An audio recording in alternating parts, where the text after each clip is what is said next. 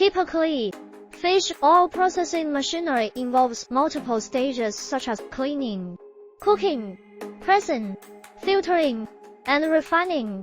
Each stage may require specialized equipment, which contributes to the overall cost.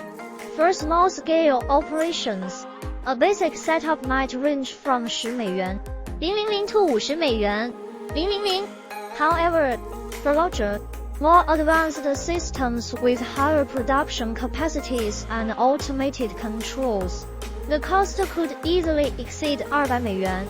The brand and origin of the machinery also influence pricing. Equipment manufactured in countries known for high-quality engineering, such as Germany or Switzerland, tends to be more expensive but often comes with superior durability and efficiency. Conversely, machinery from regions like China or India might offer more affordable options. Additionally, customization plays a role in determining the final price.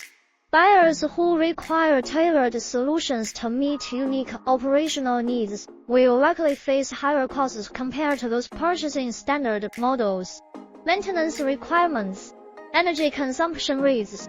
Ultimately, before committing to a purchase, potential buyers should conduct thorough market research, compare quotes from different suppliers,